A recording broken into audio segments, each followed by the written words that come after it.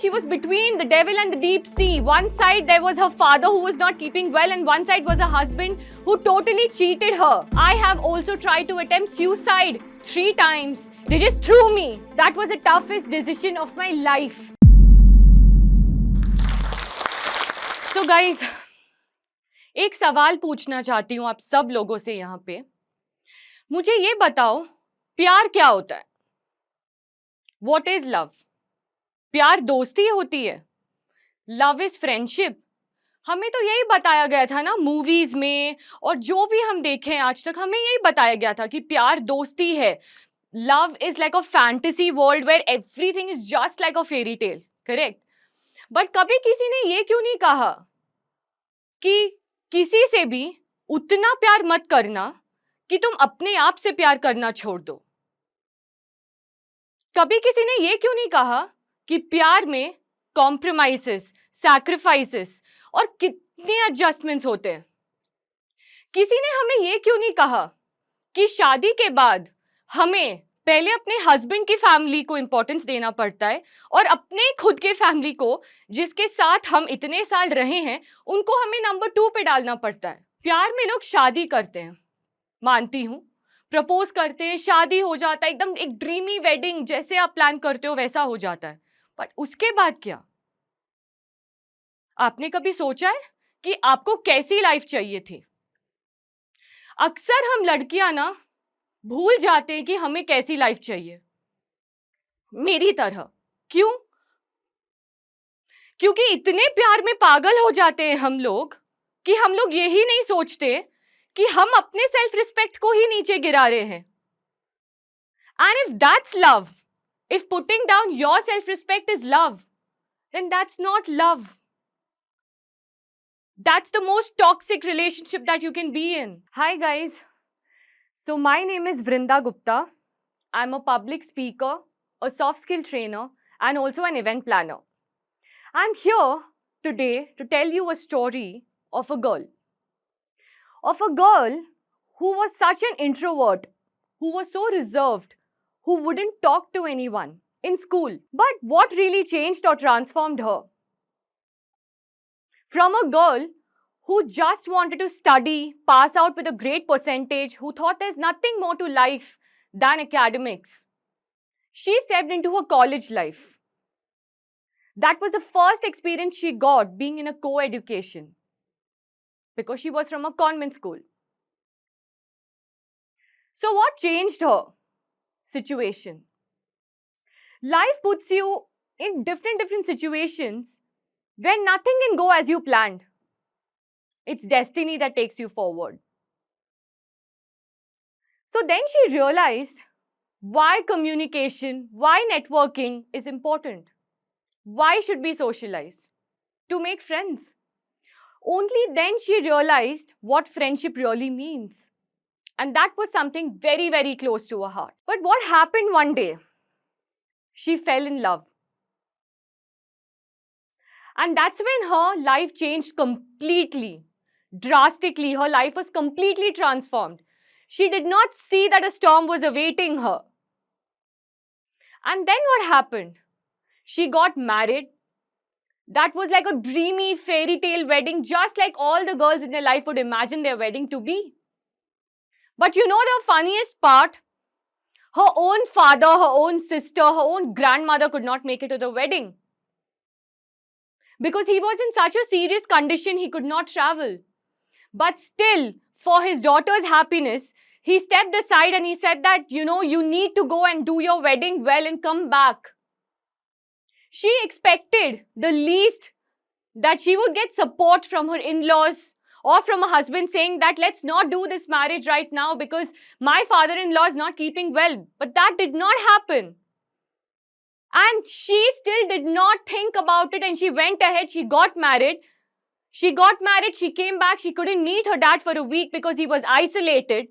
So just imagine what the girl would be going through, what trauma would she be going through even before she got married. So you know who went through these struggles? Who was really struggling, who was put into so much of trauma? It was me.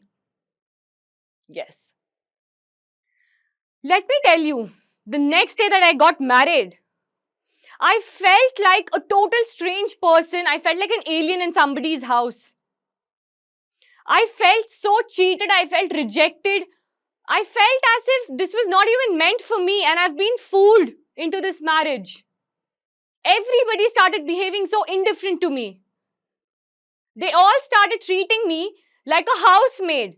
Like I've just come like a certified free housemaid for them. So I decided that whatever it takes for me, I will do that.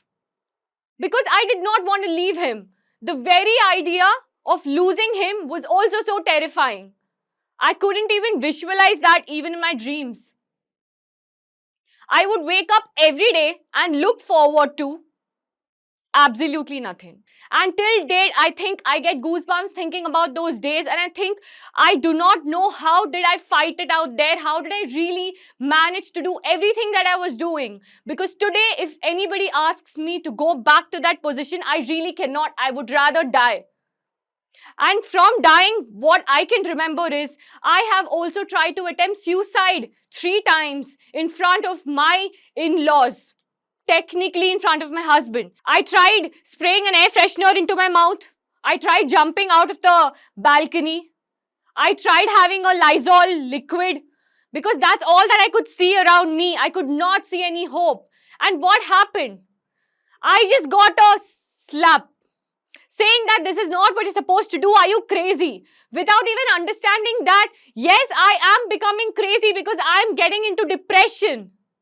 This is not that crazy that you're thinking about. It's not a joke that I'm doing. Nobody will have the guts to end their life, guys, unless they see that they do not have a purpose to live. It takes courage to kill yourself because the worst thing that you can do is to end your life because your life is the most precious to you. And that's when I decided that I want to go back to my family. Otherwise, I will not live. I wouldn't be standing here, guys. If I would not have gone back, I would have surely ended my life. And that's a bare truth. I went back, I narrated all the incidences that I was going through in my marriage. Be it mental abuse from my in-laws, be it the kind of workload that I was loaded with, be it the kind of treatment that I received from my husband, be it anything for that matter. I even told them that I wanted to end my life. And I've also tried attempting suicide in my own house in front of my family. My parents were crying in front of me and they were so helpless. And I could not do anything about it. It's not that I wanted to see my parents cry, but I was also diagnosed with depression. What could I possibly do? How could I make them feel better when I was not feeling okay, when I was knowing that I'm not well? And then I decided that I do not care about what the society is going to think of me, but I will go and reach a professional help, which is to consult a psychiatrist, which is very, very important. There are a lot of taboos associated with it, but please get rid of those taboos. There's absolutely nothing. It's very brave of you if you reach out for help because you are doing this to save your own life, guys.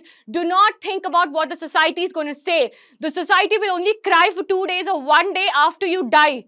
But it's your parents, it's your soul that's not going to rest in peace unless you find that purpose. So then what did I decide to do after all this that I went through? That was the toughest decision of my life. And that was to separate from my husband legally. That's not at all easy, guys. It tears you and it still tears me apart every single day. And I still have breakdown thinking about how am I going to live without seeing him forever. Because I used to wait to look at his face every single day. And today I realize that for the rest of my life, I might not be able to even see him. How does that make me feel? It makes me feel so frustrated, so broken. I cannot even explain. I cannot even put that in words. But I just want to conclude saying one thing to you guys. Don't do anything for others. Do it for yourself. Love yourself. That's the best choice that you can make.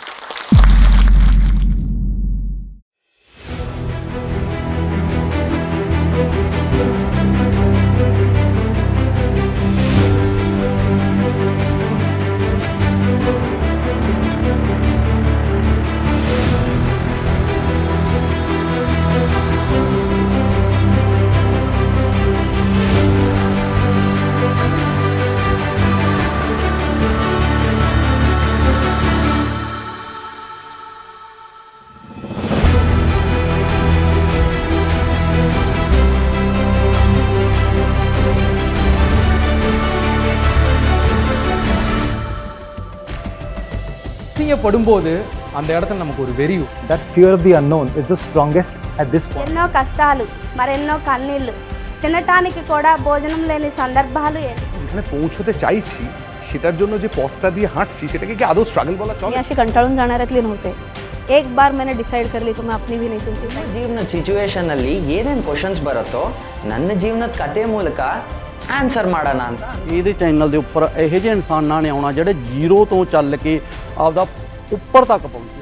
दोस्तों, जिंदगी में आपको कोई जगह नहीं देता है, आपको अपनी जगह खुद बनानी पड़ती है.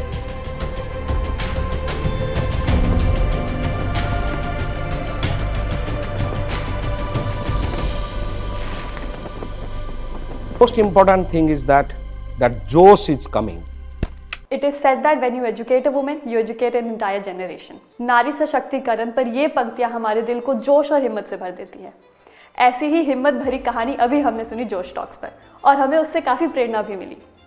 ऐसी ही कहानी है लक्ष्मी जी की, जिन्होंने CS करके बड़े शहर में वो आए जॉब का सपना लेके, पर उन्हें यहाँ जॉब नहीं मिल पाई. पर उन्होंने हिम्मत नहीं हारी. जोश के साथ उन्होंने कम्युनिकेशन स्किल्स पर काम किया और आज एक बड़ी कंपनी में वो काम कर रही हैं. लक्ष्मी जी की ही तरह कई स्टूडेंट्स जैसे कि वैशाली जी, नीला, प्रणाली, आरती और उषा जी ने मिलके जोश स्किल्स के साथ विभिन्न स्किल्स जैसे कि spoken English, communication skills, personality development, finance, business building सीख कर आज अपनी अलग पहचान बनाई है. आज ही अपने जैसे लाखों स्टूडेंट के साथ भारत के number 1 spoken English learning app जोश स्किल्स ऐप के साथ अपनी इंग्लिश लर्निंग जर्नी शुरू करें. Josh Talks is now a Spotify exclusive podcast. The audio version of our talks will be available only on Spotify. If you like this video and you like to listen to more inspiring stories like this, please follow the Josh Talks podcast only on Spotify.